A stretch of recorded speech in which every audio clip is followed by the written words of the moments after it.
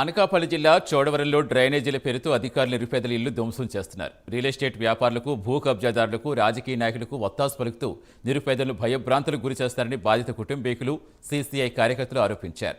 60 ఏళ్లుగా నిర్మాణాలు కట్టుకుని ఉంటున్నామన్నారు. తెల్లవారుజామున ఎలాంటి సమాచారం ఇవ్వకుండానే దౌర్జన్యంగా ఇంట్లోకి ప్రవేశించి సామాన్లు ధ్వంసం చేస్తారని, ఇల్లు కూల్చేస్తారని ఆరోపించారు.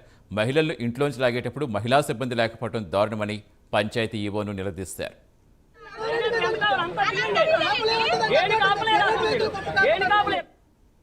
ఇక్కడ మేము గత 80 సంవత్సరాల నుంచి ఉంటున్నాం.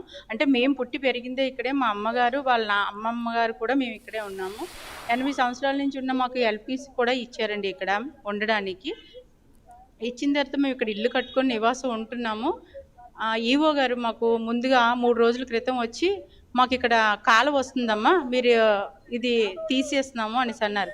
అదేంటి సార్, పట్టా ఇచ్చింది మీ గవర్నమెంటే ఇచ్చారు, మేము ఎలా సార్, మేము ఎక్కడికి వెళ్ళిపోతామంటే అసలు రోడ్లు వస్తున్నాయి, కాలువలు వస్తున్నాయని మాకు ముందుగా నోటీస్ అయినా ఇవ్వాలి కదా అని అడిగితే నోటీసులు అవి మేము చేసామని అంటున్నారండి. కానీ ఇన్ని సంవత్సరాల నుంచి ఒక్కరోజు కూడా మాకు ఏ నోటీసు రాలేదు. మేము ఇంట్లోనే ఉంటున్నాము.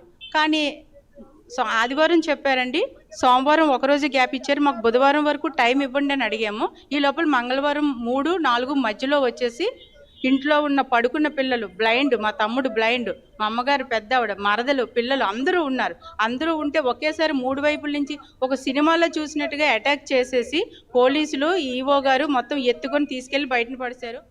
రియల్ ఎస్టేట్ వ్యాపారస్తుతో పంచాయతీ అధికారులు కుమ్మక్కయ్యి మరి ఇల్లుని అర్ధాంతరంగా మరి తెల్లవారుజాముని కూల్చివేయడం జరిగింది.